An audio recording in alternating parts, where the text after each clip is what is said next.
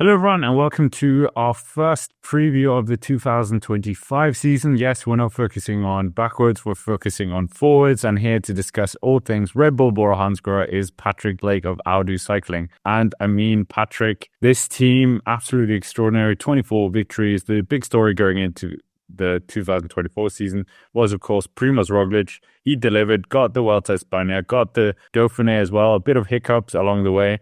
But 24 victories, how did you feel? And obviously bringing Red Bull on board as well was a big news for them. Yeah, they had a really good season. Roglic, of course, not having the Tour de France, which people were expecting, but getting that Vuelta España victory, being the only person other than Tadej Pogacar to get a Grand Tour victory in this season was quite a feat, it must be said. And some great performances from the likes of Vlasov as well and some of the other climbers. I think that it's a team which is really going from strength to strength. Obviously, a lot of rumours with other potential people who they've been trying to buy. There's even current rumours about Maxime Van Gils coming to this team as well, which is just another person to add to their bow. So maybe we'll include that as a bit of a caveat maybe later on in the episode. But Red Bull Bora-Hansgrohe have had a good 2024, and it must be said that the transfers which they're making have been potentially some of the best of this whole transfer window. Like what you said, like the transfers have been the big off-season, in-season and off-season talk. Pidcock, Remco as well. We'll talk about him a bit more later. But Patrick, you might as well. Who's going out first? So leaving the team, quite a few people actually. Got almost about 10 or so. Bob Jungels, Max Schachmann, Emmanuel Buchmann, Sergio Higuita, Leonard Kemner, Marco Heller, Jonas Koch, Cesar Benedetti, Patrick Gamper, Anton Palzer, and Luis Joe Lurs are all leaving the team. It's a big upheaval, you got to say. It's probably one of the biggest sort of turnarounds of a team, I would say, that we've seen in a while, to have such a stark difference between one season and the next, because some of their riders coming in are just insane. I feel sorry for Palzer. I feel like he's just been used in a way. He was the Red Bull athlete, and then he's pulled into the team, and maybe he's out the door now after they got the Red Bull as a sponsor. Oh gosh, yeah, that does feel a little bit sore, doesn't it? But yeah, I mean, who's coming in, and does it outweigh? Well, we'll talk about that later. But who's coming in? So, we'll start kind of at the lower end here. We've got Moscon coming in to kind of keep track of breakaways, but then we've got some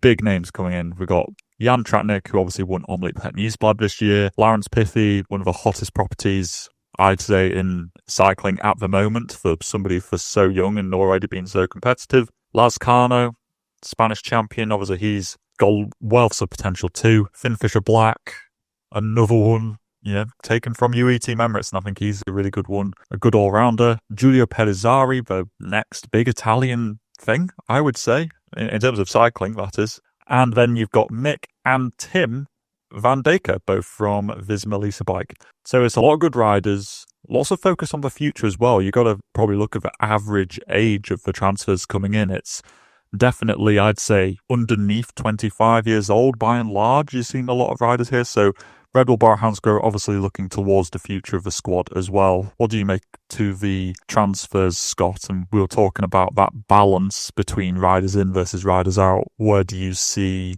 Red Bull being on that scale? I think they've gotten, Leonard Kemner, I think, is quite a big loss for them. Moscon, I think he's just there to do a job, like control the bunch. Yeah, a lot of interesting talent, like you said. I mean, Pellizzari is the one that catches my eye.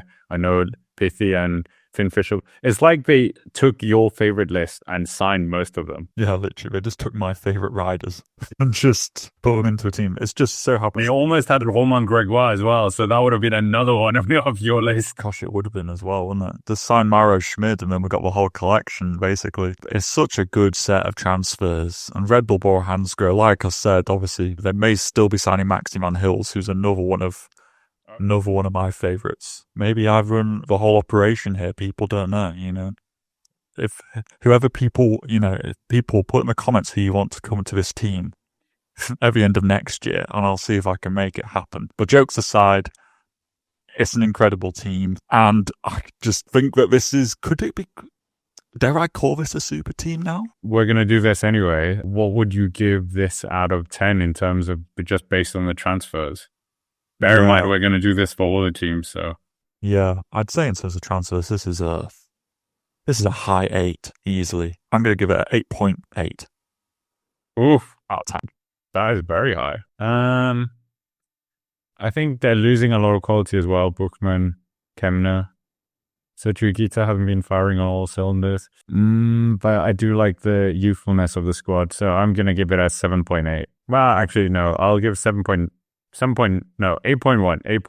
8.1, yeah. Better than the 8s. I didn't think too much about riders going out. I was just getting far too carried away with riders coming in. But I mean, one thing that we discussed a lot in the transfer talks is one name. Well, we spoke about Tom Pidcock and Remco Evenepoel, but Remco Evenepoel, do you think it was the right choice not to bring him in? Let's say that he didn't reject the 10 million euro offer, because that was a lot of money on the table. But do you think would that have been a wise decision by Red Bull Bora-Hansgrohe to sign him? He is a lot younger than Roglic. He has beaten him a number of times head to head, but would that have been a good choice for you to have a 10 million euro rider? I think it would have upsetted the balance of the team too much. Because when you look at the team, it's got obviously the big leader in Roglic in terms of GC. Danny Martinez showed that he's a podium contender for Grand Tours, given, where depending on the level of competition. You got Hindley here, who's won, a Giro in the past as well. I think that having Remco in here would have been too much, dare I say, because he would have wanted to go to the Tour. Roglic wants to go to the Tour, I'm presuming. And also Remco, no offence, but he showed that he wasn't able to compete against Vingegaard and Pogacar at the Tour this year. I know obviously he had that crash at Zulia, but so did Jonas. And I'm not saying either one's injuries was worse than another. I'm just saying that I don't think that Remco, even at full fitness, will be able to take it to Jonas or Pogacar. So therefore you end up still in the same situation of kind of playing the bridesmaid. It's just that you're doing it with Roglic instead of Remco.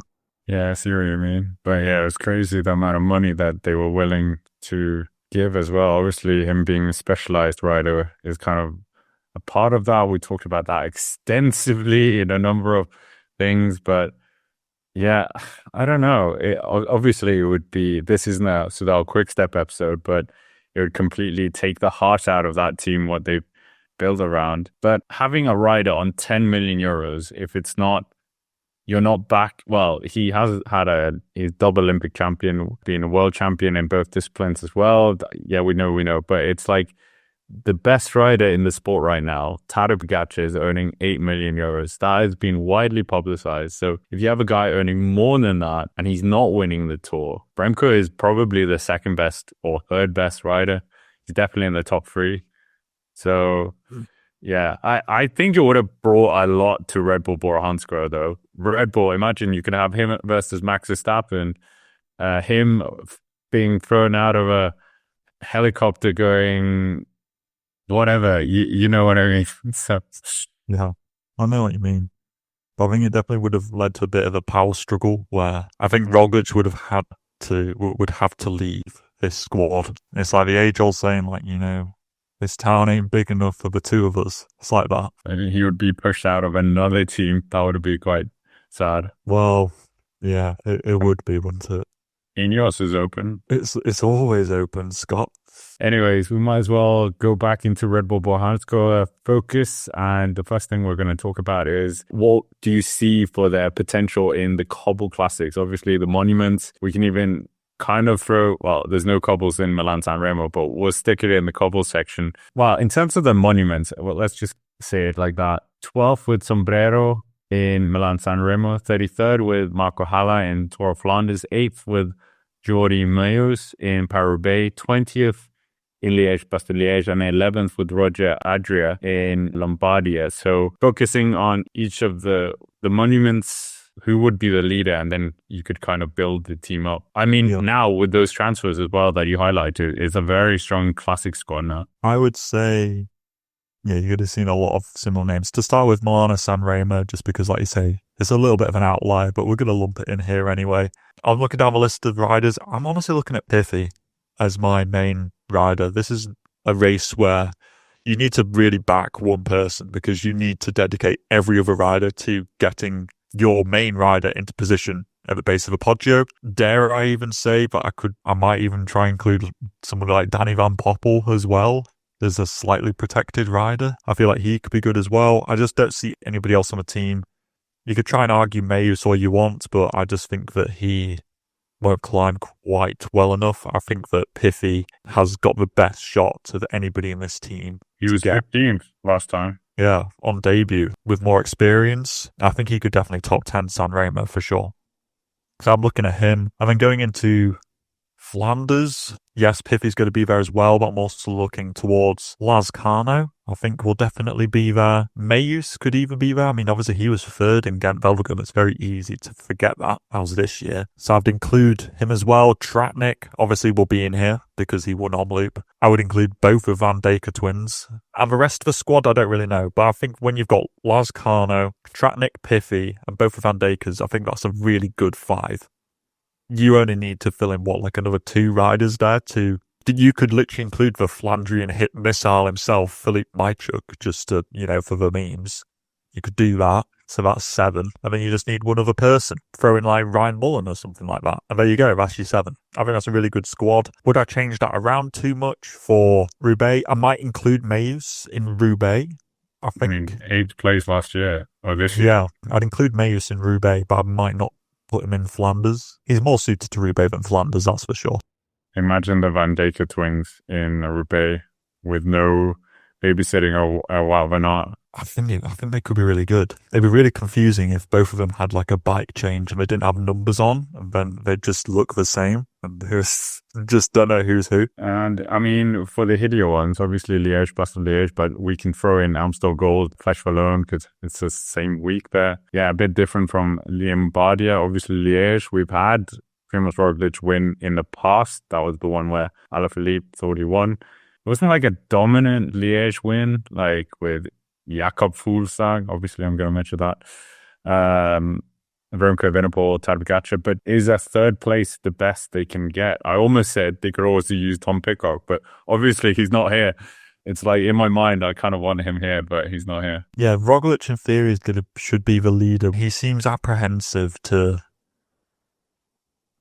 do these one-day races. He's like afraid that he's going to crash, which is fair. He doesn't want to derail the rest of his season preparation because of some one-day races. I think that he should be doing it, though. Outside of Roglic, there's no real names here which I'm really like, oh, this is an absolute winner. Like, I'm looking at a good support cast. I'm looking at Wandal, was really good this year. Vlasov as well. Tratnik could even do a bit of this. Piffy I might include in Amstel, but probably not in La Flèche and Liège. Danny Martinez, possibly. Lipovitz, Jai Hindley, Adria, actually. Roger Adria. Obviously, he won the Grand Prix de Wallonie this year, and he was just outside the top 10 in Il Lombardia. I think that Adria could be a name to snag a top 10 in Liège. But in terms of La Flèche, I think you're really looking at, Vlasov and Roglic mainly.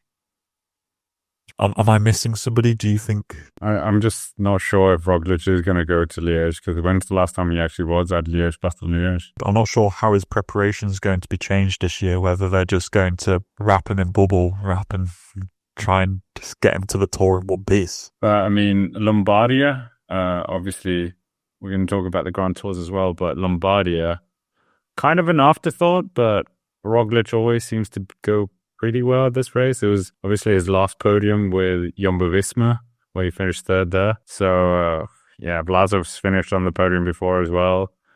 So I think they have a fairly solid squad, and they could do better than 11th that they had last year. Yeah, absolutely. It's pretty similar to the Liège team. Maybe I might include, certainly, Hindley, Lipovitz, Pellizzari as well in there too. True. He wins it. Watch. Yeah, I'd say the Liège team and the Il-Lombardia team is going to be pretty similar, with hopefully a focus on Roglic so long as he goes. Anyways, we might as well look forward to the Giro d'Italia. We didn't actually mention that too much. I think you hinted at it. But Dani Martinez did a phenomenal job, almost a one-man show. One of your favorite riders, Lipovic, that you've already mentioned quite a lot. He did quite well in the beginning. But Daniel Martinez, second place, quite a performance. I mean, for the Giro d'Italia, we haven't got the route yet because that's been postponed to January. But yeah, what's going on, Giro? Something with Albania is what Ewan told me. Apparently. Who do you think's gonna be in the squad? Who would you send? Who's the captain, you would say? They went for Dani Martinez. Would you go for a Jai Hindley to return to the Giro d'Italia? Would you go with a Primoz Roglic to return? I mean, they have a ample number of podium and winners of the Giro in the past. What will Red Bull Bora-Hansgrohe really want from next year? They probably want Roglic to be on the podium of the Tour, don't they? So I'm going to guess that they're not going to send him here. This is going to be the B squad then. You could...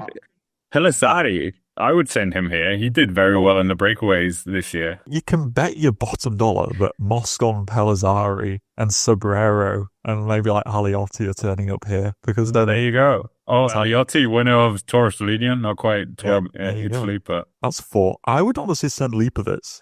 He did get sent to the Giro this year, but he left after stage 6 or something like that. But I think the Lipovic could be, depending on who's there, he could be competing for the youth classification, I think. So I'd be sending Lipovic. Yeah, who do you send alongside that? Hindley, Vlasov, like one of the other of those. Dani Martinez, you could send again, but I'm not sure whether they might be having some higher aspirations for him to be supporting Roglic at the Tour now, based upon the performance this year. So I'm going to say that either one of Hindley or Vlasov, or maybe even both of them, will be going to the Giro with Lipovic and the Italian contingency as well. I would like to see Piffy go here. I'm not sure whether it would happen and whether that would work with the Cobble Classics. I'm not sure. But I would like to see Piffy. I would like to see Warndal. I would like to see Finn Fisher Black as well, actually, go. I think that could be quite cool. So basically a 10-man team, that's what you're saying? Yeah, I'm sending a 10-man team to an 8-man team race, basically. That's what I'm doing. But you have to think... I mean, Red Bull A and B. Yeah. I'm just looking down the list. Where do Lascano, where do Jordi Mays go in all this? So am I holding them until the Tour? Okay, we might as well go to the Tour, where... Like, obviously Roglic, but who are you flanking him? I kind of wanted to send Dani Martinez because at the Vuelta, that looked imperious. Well, not imperious, but like, yeah, it looked really good how Dani Martinez was just leading out Roglic. Obviously with the Slovenian and the Dane and the Belgian, we won't give them names because it's not their episodes. Yeah, it's quite hard to defeat that kind of team, those teams with what they have, but I do think Bora had a lot of bad luck. Roglic, Vlasov, Jai Hindley as well, I think had a crash or two.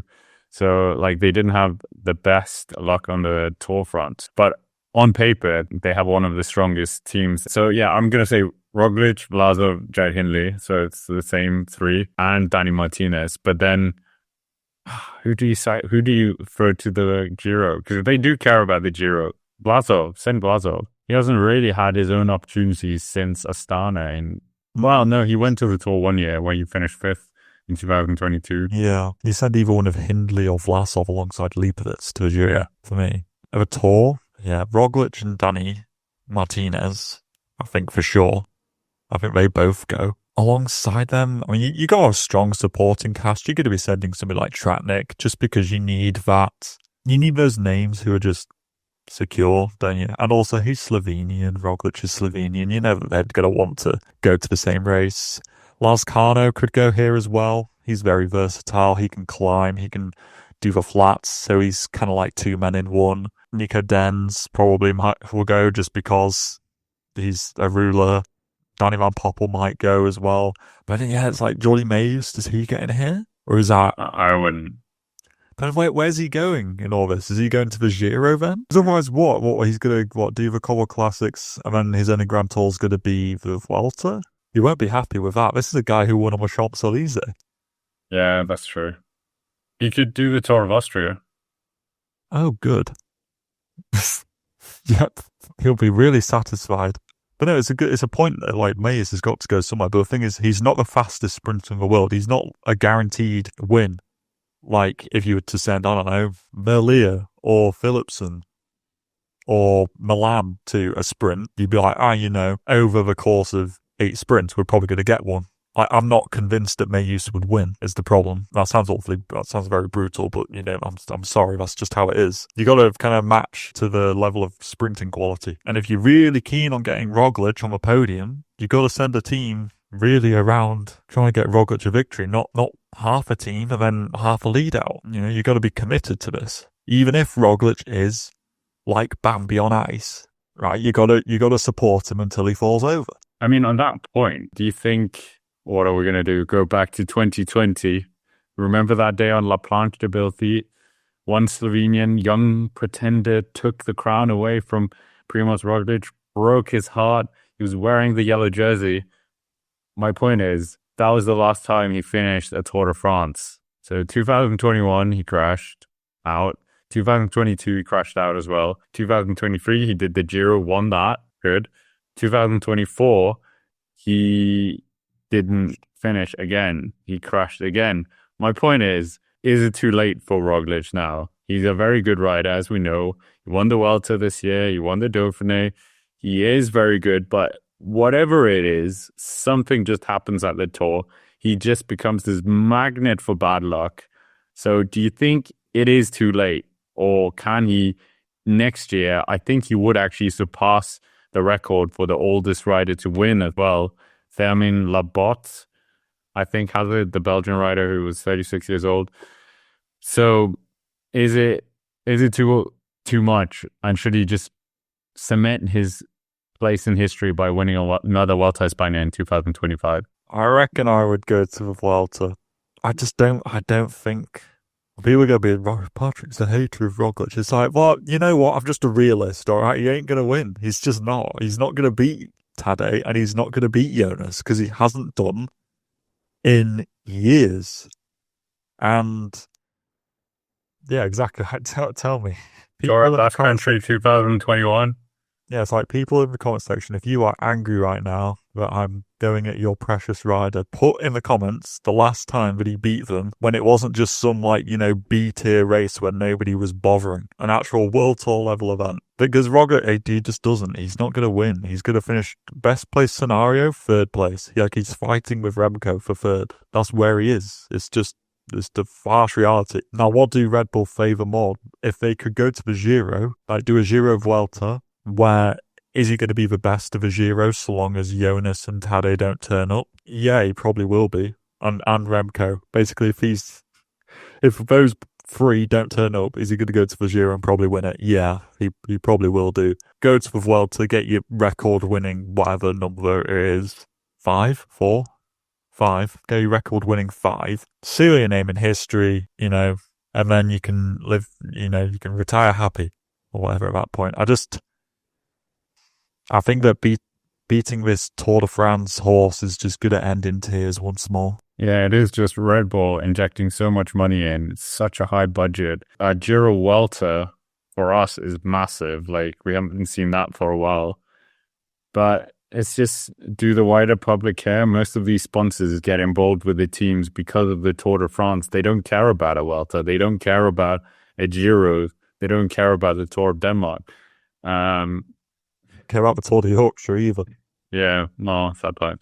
But yeah, so I just don't know if having a rider 6 million euros or whatever the number is, if you're going to not include him in the Tour de France squad. Yeah, but surely, I agree with you. I think they probably will send him to the Tour.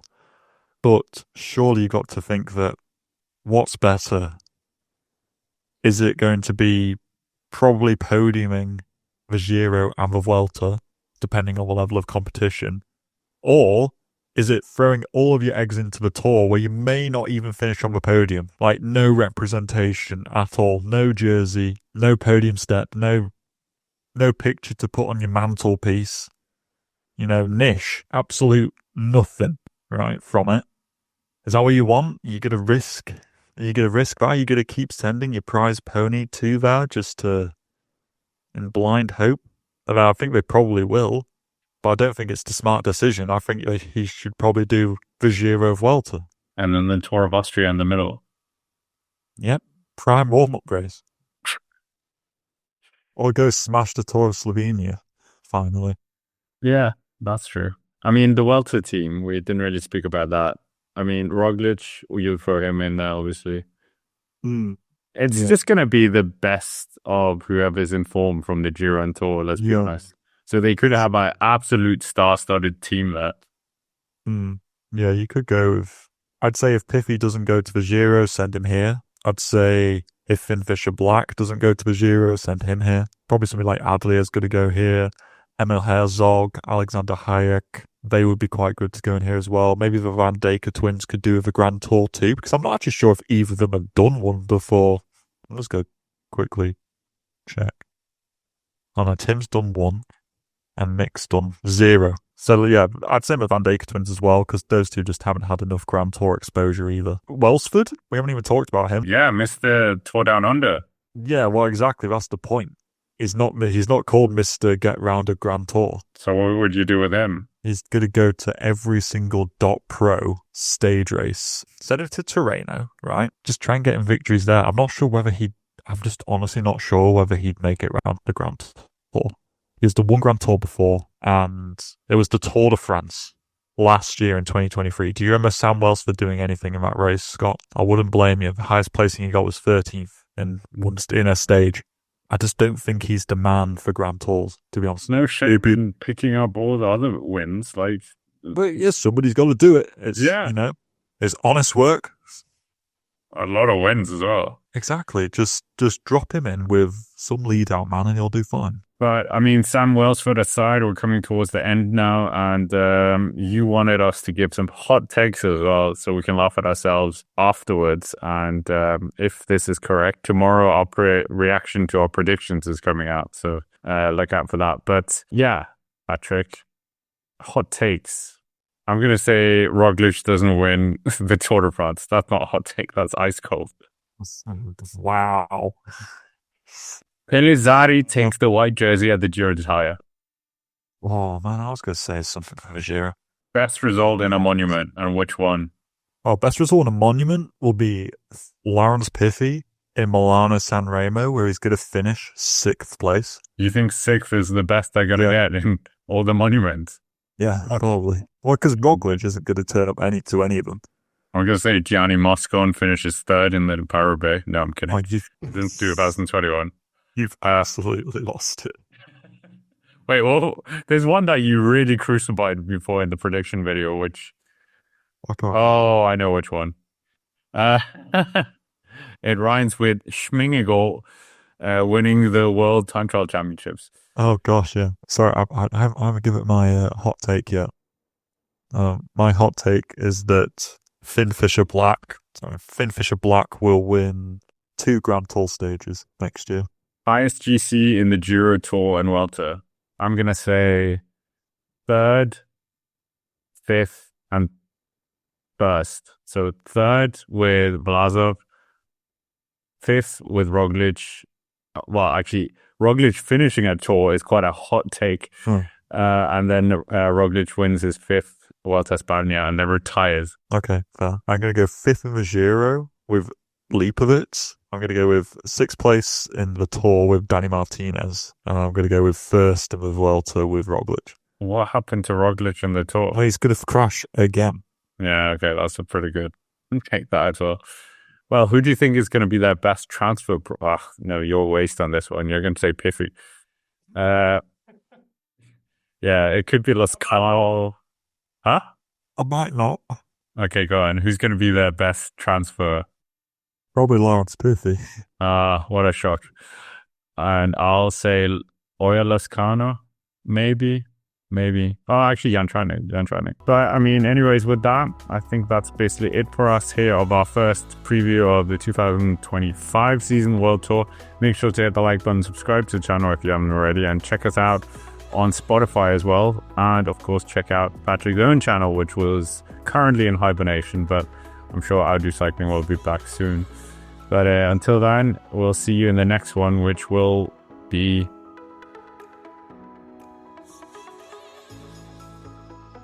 I don't need to say more. But with that, we'll see you in the next one.